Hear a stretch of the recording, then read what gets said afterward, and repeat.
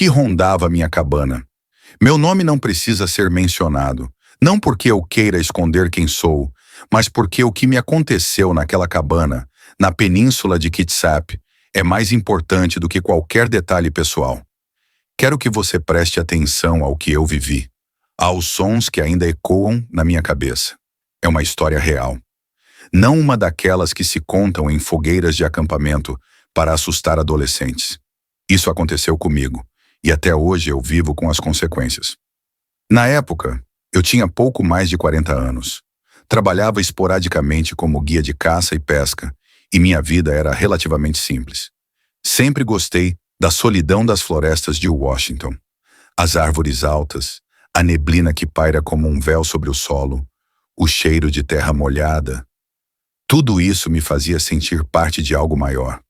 Minha cabana ficava afastada, construída por mim mesmo anos antes.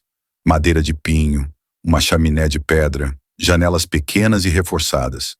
Havia um galpão para armazenar lenha, ferramentas e mantimentos. Eu tinha uma rotina marcada pela natureza. Acordava cedo, caminhava pelos arredores, cuidava das armadilhas, e à noite descansava ao lado do meu cachorro, um pastor alemão robusto chamado Duke. Ele era mais que um animal de estimação. Era meu companheiro de vida. A solidão não me incomodava. O que me incomodava era o que estava prestes a vir. E quando começou, percebi que nenhuma arma, nenhuma experiência de caça, nenhum instinto de sobrevivência poderia me preparar para aquilo. Tudo começou de forma sutil. Na primeira noite estranha, acordei com Duke rosnando baixo, deitado perto da porta. Não era um rosnado qualquer. Ele tremia, o pelo eriçado, a respiração pesada. Peguei a lanterna e olhei pela janela. Nada. Apenas a neblina e o brilho fraco da lua refletindo no orvalho. Na manhã seguinte, encontrei pegadas ao redor da cabana. Achei que fosse algum cervo maior, mas logo percebi que não eram de cervo nem de urso. Eram grandes demais, fundos demais e tinham forma de pé humano. Só que muito maiores. Cada pegada tinha quase o dobro do tamanho da minha bota. Segui as marcas por alguns metros, mas elas desapareciam de repente no meio da mata, como se a criatura tivesse saltado ou simplesmente parado de andar. Nos dias seguintes, a sensação de estar sendo observado só aumentou. À noite, eu ouvia estalos de galhos, passos pesados na terra molhada. Às vezes, o som parecia circular a cabana, dando voltas lentas, quase rituais.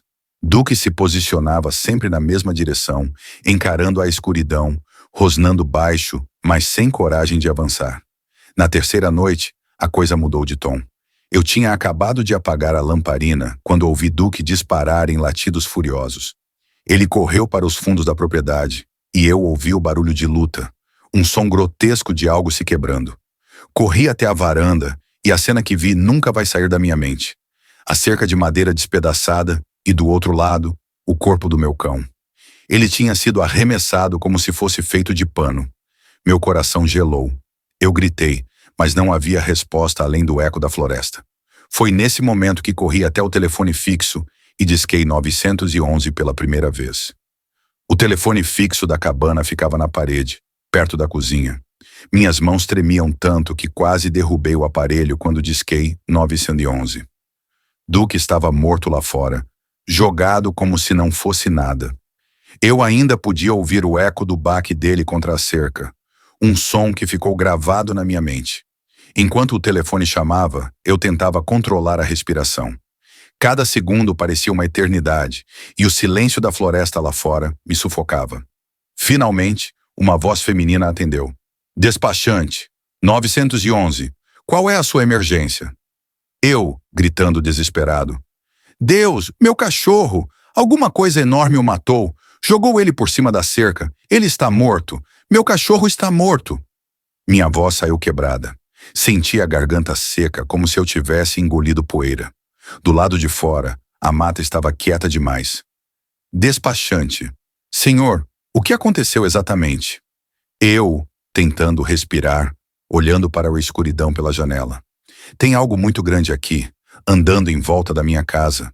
Eu vi de relance, é grande, muito grande. Está de pé, não é humano, não é urso. Mandem alguém aqui, rápido. Meu coração disparava. Na varanda, a luz fraca da lâmpada balançava com o vento, projetando sombras que me faziam imaginar coisas. Despachante. Ok, senhor. Mantenha a calma. Fique dentro de casa e tranque todas as portas. Vou enviar uma viatura para a sua localização. Eu. Vocês precisam vir logo. Essa coisa está rondando. Meu cachorro tentou enfrentar e foi morto. Despachante. Entendido. Mantenha-se seguro e não saia. A ajuda está a caminho. Desliguei o telefone, mas continuei parado, com o fone ainda na mão, ouvindo apenas o som do meu próprio coração. Corri até a porta, tranquei todos os ferrolhos e fechei cada janela. Peguei a espingarda que ficava pendurada atrás da porta e a carreguei, mesmo sabendo que talvez não adiantasse contra aquilo. Duke jazia do lado de fora. A imagem dele não saía da minha cabeça. Ele sempre foi bravo, nunca recuava diante de nada. Mas diante daquela coisa, ele não teve chance. As horas seguintes foram as mais longas da minha vida. Fiquei sentado na poltrona da sala, arma no colo, olhos fixos na janela. Lá fora, de vez em quando, ouvia estalos na mata. Passos pesados que vinham e iam, como se algo estivesse circulando a cabana, estudando-a, esperando. A madrugada se arrastou, nenhuma viatura apareceu. Nenhuma luz de farol cortou a estrada de terra. Eu estava sozinho. Quando o sol nasceu, abri a porta com cautela. O corpo de Duke ainda estava lá, a cerca destruída. E no barro marcas enormes de pés, muito maiores que qualquer coisa que já tivesse visto. Pegadas humanas mais largas, fundas, com 5 dedos nítidos. Segui por alguns metros, mas elas desapareciam como antes, sumindo de repente, como se o ser tivesse flutuado. Voltei para dentro, fechei a porta e só consegui chorar. Eu sabia que aquilo não tinha acabado. Depois da primeira noite, a vida nunca mais foi a mesma dentro daquela cabana. A morte de Duke não foi apenas a perda do meu companheiro, mas também um sinal claro. Eu estava sozinho contra algo que não conseguia compreender. A polícia nunca apareceu naquela madrugada, nem nas horas seguintes. Esperei sentado na varanda até que o sol atravessasse as copas altas dos pinheiros. Só quando a luz se espalhou, ganhei coragem para olhar melhor ao redor. As marcas no barro confirmavam o que eu já sabia. Aquilo não era urso, não era cervo. As pegadas tinham quase 45 centímetros de comprimento, profundas, e o peso que deixavam era como se um tronco inteiro tivesse sido arrastado no chão. As marcas davam voltas completas ao redor da cabana, como se a criatura tivesse me observado por horas antes de matar meu cachorro. Naquela manhã, limpei o corpo de Duke com minhas próprias mãos. Cavei uma cova atrás do galpão, onde costumava guardar lenha, e o enterrei ali. Cada pá de terra parecia pesar o dobro. Enquanto cobria seu corpo, me peguei olhando para a linha da floresta. A sensação de estar sendo observado não me deixava. À noite, a cabana se tornava um lugar opressor. Antes, o estalar da madeira e o vento nas folhas eram sons familiares, quase aconchegantes. Agora, cada ruído era um aviso. Eu dormia com a espingarda ao lado e uma lamparina acesa, mas não conseguia fechar os olhos por mais de alguns minutos. 3 dias depois da morte de Duke, acordei com um barulho vindo do telhado. Era como se algo enorme tivesse caminhado sobre as telhas. Devagar, pesado.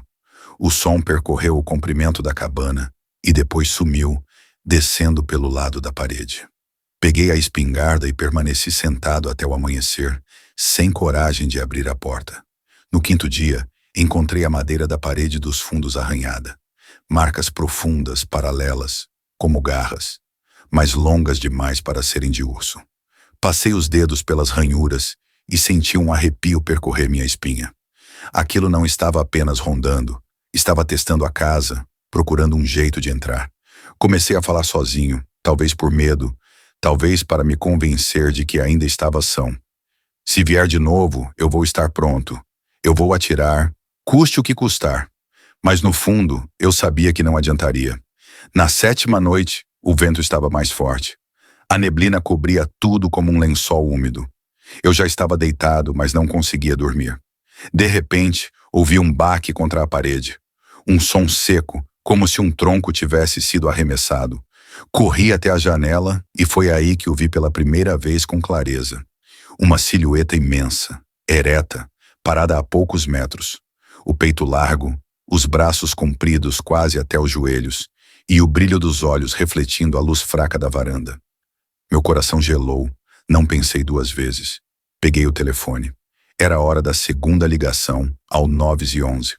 A noite estava espessa, sufocante. A neblina engolia a floresta como se quisesse esconder algo. Eu estava sentado na sala, espingarda no colo, quando ouvi o primeiro estalo. Não era vento, não era galho caindo.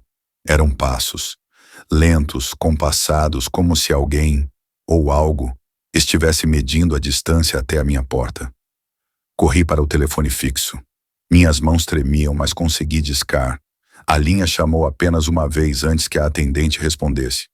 Despachante, 911, qual é a sua emergência? Eu gritando quase sem fôlego. Ele voltou! Deus, ele voltou! Eu posso ver agora pela janela. Ele está de pé enorme, uns 2 metros, todo preto. Os olhos brilham na luz. Ele está me olhando? Me abaixei atrás da poltrona, mas não soltei o telefone. Minha voz saía trêmula, carregada de pânico. Despachante, senhor, mantenha a calma. Já enviamos unidades. Não saia da sua casa. Vocês não entendem. Essa coisa matou meu cachorro. Ele está aqui de novo, andando em volta da minha casa. Cada passo faz o chão tremer. Enquanto falava, ouvi um estalo alto, como se o ser tivesse quebrado um galho grosso de propósito. Era um aviso. Ele sabia que eu estava ali, que eu o observava. Despachante, fique comigo na linha, senhor. Não desligue até a chegada da viatura. Eu sussurrando, segurando a espingarda com força. Meu Deus, ele bateu contra a parede. Ele está testando a casa. Se entrar, eu não tenho como parar isso. Do outro lado da linha, a atendente tentou me manter calmo. Despachante, ouça minha voz. Você está em segurança dentro de casa. Fique afastado das janelas. Eu, quase chorando. Segurança? Essa coisa poderia atravessar a porta se quisesse. Eu posso ouvir a respiração dele, pesada, como se estivesse me cheirando. O som dos passos começou a circular a cabana. Ele andava devagar, arrastando os pés no barro, às vezes parando bem perto da janela. Eu podia ouvir o rangido do piso de madeira, respondendo à vibração de cada passada. De repente, um baque violento sacudiu a lateral da casa. A parede estremeceu, a lamparina quase caiu da mesa. Do outro lado da linha, a atendente perguntou aflita. Despachante, o que aconteceu agora? Eu, gritando. Ele bateu na parede, está tentando entrar. Mandem alguém, pelo amor de Deus. Minha respiração estava tão acelerada que mal conseguia falar. Mantive a espingarda apontada para a porta, esperando o inevitável. A cada segundo esperava ver a maçaneta girar ou a madeira rachar. Mas não aconteceu. Em vez disso, os passos foram ficando mais distantes. Primeiro na lateral da casa, depois indo em direção à floresta. Por alguns segundos ouvi galhos se quebrando. Depois, silêncio. Fiquei parado, ainda com o telefone na mão, respirando pesado. Despachante. Senhor, ainda está na linha? Eu, voz fraca, exausto. Ele foi embora, mas vai voltar. Eu sei que vai voltar. Desliguei. O silêncio da cabana me envolveu como um túmulo. Quando o silêncio finalmente caiu sobre a cabana, percebi que nada seria como antes. O ar ainda estava pesado e cada sombra parecia se mover sozinha. A sensação de que algo me observava não desapareceu com o recuo da criatura. Pelo contrário, parecia que cada galho quebrado, cada rajada de vento trazia o som dos passos dele. A polícia nunca apareceu naquela noite, nem no dia seguinte. Liguei várias vezes, expliquei tudo, mas o operador apenas anotava meus dados e prometia que a viatura estava a caminho. Eu sabia que não viria ninguém. Talvez eles não acreditassem. Talvez ninguém pudesse enfrentar aquilo. As marcas no barro continuavam lá, ao redor da cabana, tão profundas que poderiam ter sido feitas por um gigante. Eu tentei fotografar, medir, registrar de qualquer forma, mas cada vez que olhava para elas, um frio me atravessava a espinha. Aquelas pegadas eram muito grandes para qualquer animal conhecido, muito humanas para não serem humanas. Passei dias e noites trancado dentro da cabana, espiando a floresta com binóculos, mas nunca mais consegui ver a criatura. Apenas rastros, sons distantes, árvores balançando sem vento. Dormia pouco, com a espingarda ao lado, atento a cada ruído. A paranoia se tornou minha única companhia. Mesmo assim, precisava continuar. Saía durante o dia, sempre armado, sempre cauteloso. Mas à noite, não conseguia relaxar. Cada sombra projetada pela luz da lamparina me parecia o corpo enorme dele. Cada estalo do piso me lembrava o bater de pés no barro.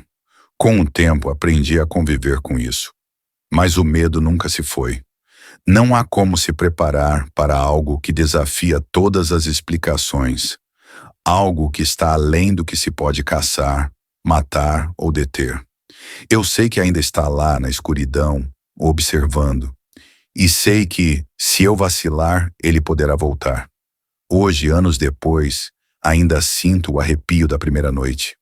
Ainda consigo ouvir os passos na escuridão. E ainda penso em Duke, meu amigo, morto por uma criatura que talvez ninguém jamais veja. E sempre que fecho os olhos, lembro das 2 ligações ao 911, do desespero, do pavor, e de como naquela cabana isolada em Kitsap, aprendi que algumas coisas nunca devem ser confrontadas.